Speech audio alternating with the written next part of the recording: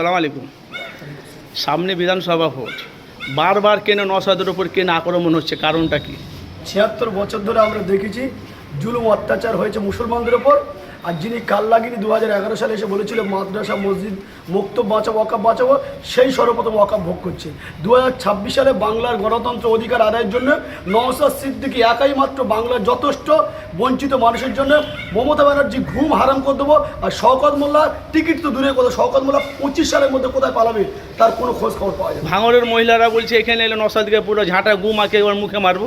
আরে ওদের তো টাকা দিয়ে মমতা ব্যানার্জি ভুলিয়ে রেখেছে। আর যে মহিলা বলেছিল জানেন যে শওকত আমার অমুক, সেই মহিলা কথা জিজ্ঞেস করুন, জেল খেটে তাও বলছে নওশাদ সিদ্দিকী আর নওশাদ সিদ্দিকী। এটাই বাংলার মানুষ বুঝে নেই, নওশাদ সিদ্দিকী সমাজ পরিবর্তনের ছেলে। গর্ব বাংলার হিন্দু মুসলমান দলিত আদিবাসী যে নওশাদের দ্বারাই প্রতিবাদ শিখেছে। আপনি বলুন ১০০ দিনে কাজের টাকা নওশাদ প্রতিবাদ করেছে। আবার যে না ঘর নওশাদ সিদ্দিকী প্রতিবাদ, চাকরির জন্য নওশাদ সিদ্দিকী, মিড ডে মিলের জন্য নওশাদ সিদ্দিকী, জেলখানা খাবারের জন্য নওশাদ সিদ্দিকী। এই নওশাদ সিদ্দিকী সমাজ পরিবর্তন করবে এই বিশ্বাস ভরসা। শুধু টুপি দেয় বলে ভাববেন না, হিন্দু সমাজে ভাইরা কাকদ্বীপ সাগর থেকে শুরু করে উত্তরবঙ্গে দক্ষিণবঙ্গে শুরু করে নওশাদ সিদ্দিকীর সাথ দিয়েছে। ২০২৬ সালে আপনারা মিডিয়ার মাধ্যম দিয়ে বলে যাচ্ছে, বুঝতে পারবেন যে নওশাদ সিদ্দিকী কী একটা ছেলে। মালিক তাকে এমন একটা মাকাম দান করেছে যাকে আরবি ভাষা বাংলা ভাষায় বলা হয় নওশাদ সিদ্দিকী এমন একটা পরিবারের সদস্য বা এমন একটা যোগ্য ছেলে, পশ্চিমবাংলা বিধানসভায় এখনও ওনার মতো যোগ্যপূর্ণ ছেলে যায়নি।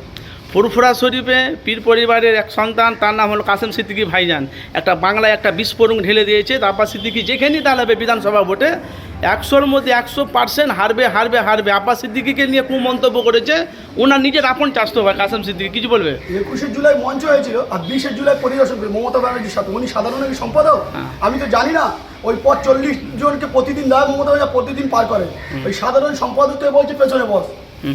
আর আমার নেতা নওশাদ সিদ্দিকী যদি কোনো গ্রামে একটা বুথের মেম্বার যদি স্টেটে যায়, ভাইজান তাকে বলে আমার স্টেট উঠে এসো। তা কাসেম ভাইকে বলছি, তিনিও পীর পরিবারের সদস্য এবং আমার দাদা পীরের খুন, আমি তাকে অপমান করছি না। তাও ভাইজান আপনি তো বলেছিলেন জানাজা পুরো হারাম হয়ে যাবে, আপনার জানাজার ইমামটা কে হবে তাই আপনি সেটা যোগ্য জবাব দেন। আগামী দিন কাসেম ভাইকে বলছি ২০২৬ পড়ার আগে মমতা ব্যানার্জি আবার আপনাকে ডানা সেরে বাদ দেবে।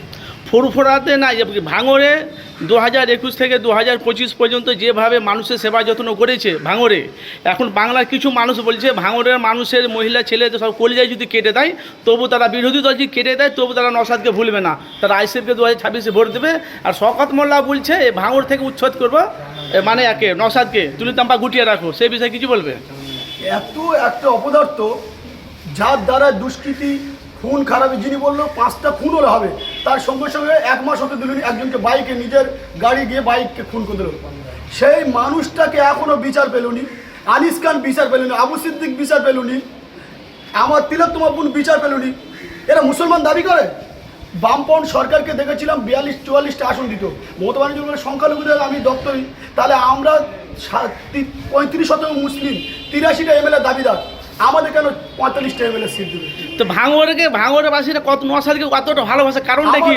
কলিজা কেটে দিল তবু তারা নওশাদকে ভুলবে না। বিশ্বাস ভরসা, তারা ন্যায়কে বিশ্লেষণ করে এবং প্রতিষ্ঠিত করতে যায়। আর ৭৬ বছর ধরে ন্যায় একটাই প্রতিষ্ঠিত করে, যার নাম নওশাদ সিদ্দিকী আর নওশাদ সিদ্দিকী। বিকল্প কোনো রাস্তা নেই, কোনো পদ নেই। যদি কোনো মুসলমান এখান থেকে ভুল বার্তা নিয়ে চলে যায়, আমি মনে করবো সেই দেশের গাদ্দার, সে ধর্মের গাদ্দার, সে আমার দেশ। তাহলে ২৬ কতটা পার্সেন্ট নওশাদ ভাঙড়ে জিতছে? নওশাদ আমরা ৯৯% জিতবে।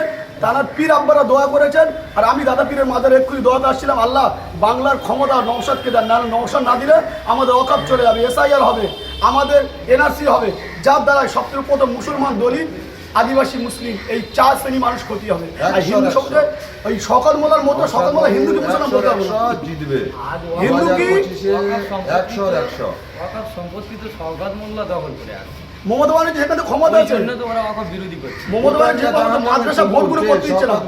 হ্যাঁ, ও তো জাহান্নামের কুকুর।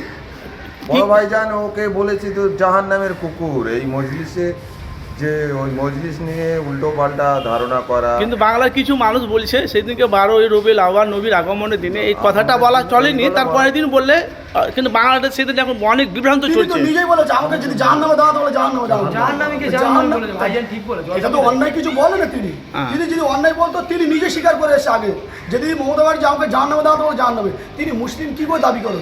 মুসলিম যদি দাবি করতো হাজাও যে মদের বোতল পাওয়া গিয়েছিল, একটা বিধায়ক বাংলার বিধায়ক তিনিকে প্রতিবাদ করছে। আর দীর্ঘদিনের এমএলএ সকালবেলা সিপিএম এ হারমাত বাহিনী তৃণমূলে ডাকাত হয়েছে, গুন্ডা হয়েছে, সে প্রতিবাদ করলো না। 32 বছরের যুবকটা আল্লাহ তাকে এত বড় মাকাম দান করে, যোগ্য ছেলে, যোগ্য প্রমাণ। বাংলার গর্ব নওশাদ সিদ্দিকী 2026-এ যেখানে যেখানে ক্যান্ডিডেট দেবে, বিপ্লবী হবে, বিজয়ের পতাকা তুলবে। তৃণমূল আর বিজেপি, ফাঁসিবাজি বিজেপি আর চোর তৃণমূলের বিরুদ্ধে আইএসএ বাংলার সম্প্রীতি বাতাবরণ তৈরি করবে। নেপালে যে ঘটনাটা ঘটলো পরশুদিন, দেখেছেন তো নেতা মন্ত্রীদের কি করেছে। এটা যদি পশ্চিমবাংলা হয় কিরকম এটা হবে? পশ্চিমবাংলায় ঘটবে। বাংলার গর্ব, লজ্জাজনক কথা, বাংলার 35% মুসলমানের টার্গেট দেবে। তবে কিন্তু মুসলমানদের উপর যদি অত্যাচার হয়, ওপর থেকে গজব হবে, শুধু নিচে না, আর মানুষ করবে না, ওপর থেকে আগুনের নিক্ষেপ হবে সরকারকে। সেদিন নবান্ন কেন, কোনো সরকারের ঘর থাকবে না, কিন্তু পীর সাহেবদের ঘর ঠিক থাকবে, কারণ ওদের দোয়ার ওসিলা আজকের এই জায়গায় দাঁড়িয়ে কথা বলছি। তো নেপালের লোকেরা তো নিজের আইন তারা নিজে হাতে তুলেছে, কাজটা ভালো করেছে না খারাপ করেছে? যদি কেউ আইন জোর করে হাতে তুলে নেয়, এটা সংবিধান বিরোধী কাজ করছে। আমি জোর করে হাতে তুলিনি, এটা সংবিধান বিরোধী হবে। আর কেউ যদি অন্যায়কে করে, তাহলে সংবিধান সে মানলো না, তাহলে আগে তার উপর চড়া হবে।